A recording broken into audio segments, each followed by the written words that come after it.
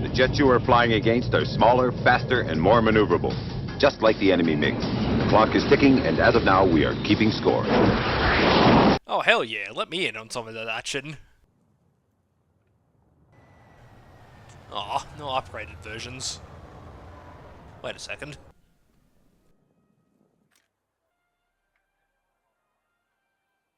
Oh yeah, now we're talking.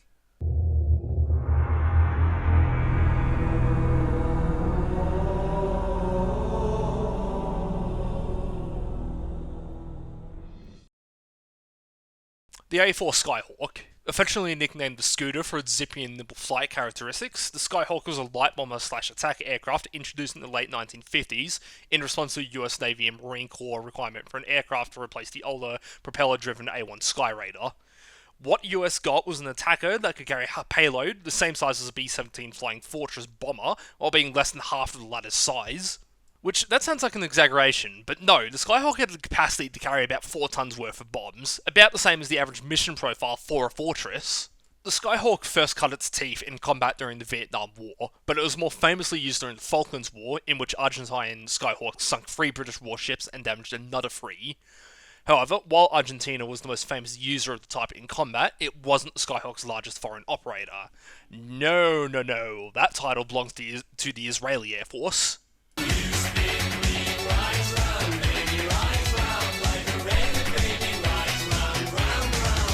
Ironically, in War Thunder, Israel has the largest selection of Skyhawk variants, 4 in total. The A4H at 8.3, the A4E early at 8.7, and the A4N Ayit at 9.3 in the tech tree, plus the premium A4E at 8.7. As you can tell by the title, the Skyhawk we're focusing on today is the Ayit. Now, the nickname Ayit for this version in particular is a bit misleading.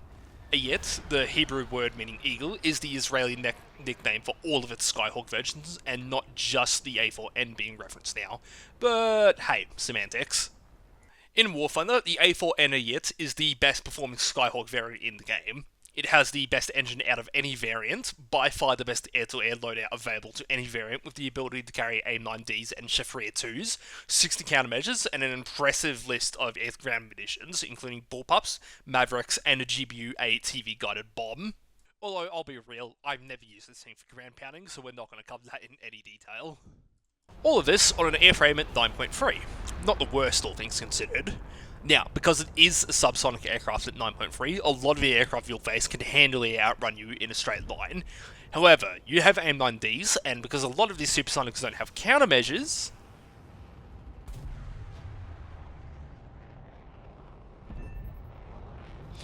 they can outrun you. They can't outrun your missiles. The missiles really are the best thing about the Ayit, and your 2 options fill 2 different niches. While the AIM-9D does have a cage seeker head, which makes it a little awkward to get a lock on targets, they are very fast, have fairly good range for an IR missile, especially at this bracket, and can arc in on their targets so long as they're not fired from point-blank range.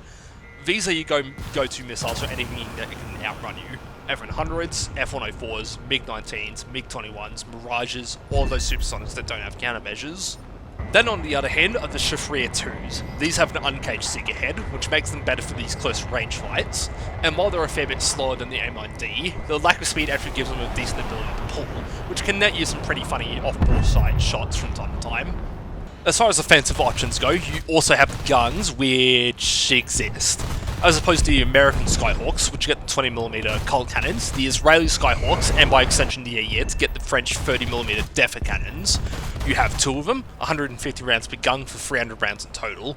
These have a fast rate of fire, and notionally do a good amount of damage, but they're a little awkward to aim since they have low muzzle velocity, and the guns themselves are at the bottom of the airframe. Still, you can get decent mileage out of them. Speed and maneuverability wise, the Ayit is pretty good. Not amazing, but the uprated engine gives you a lot more power, which overcomes part of the speed bleed issue encountered with the earlier Skyhawk variants. With that said, being a delta wing, the Ayit does bleed a lot of speed in hard turns, especially between the 500 to 800 km/h speed band, but she can sustain 500 k's in a rate fight.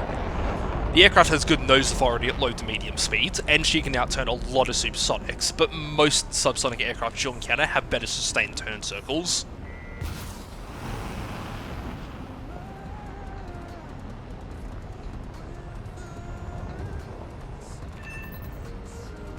With that said, the Skyhawk's nickname is the Scooter. This thing rolls like an absolute dream, which in combination of countermeasures makes her an absolute bastard to hit in a dogfight. Conversely, there's also means she's good at forcing reversals. Just make sure not to get pasted by the enemy in the process of attempting to do so.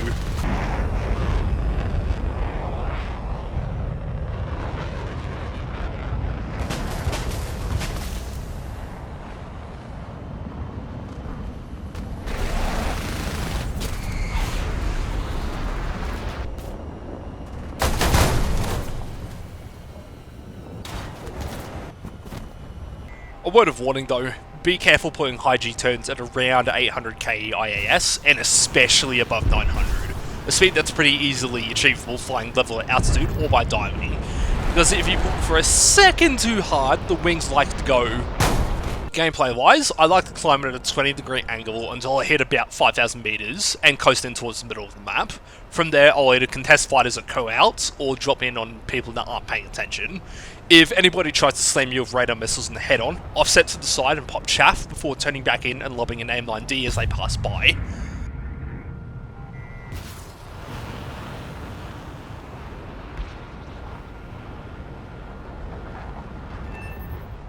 After fighting everybody I can reach out to the altitude, I tend to drop down to the deck and focus on who's left.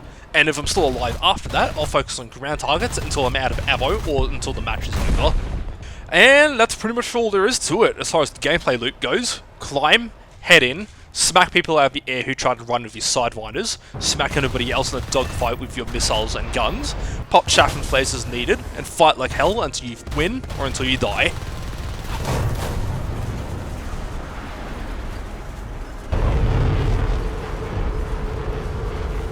The Ayit is one of my favourite jets in War Thunder.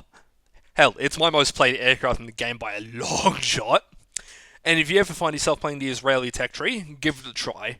In my opinion, it's more than worth the time investment. Anyway, that's enough of me glazing Skyhawk for one day. Stay frosty folks, and I'll catch you on the next one.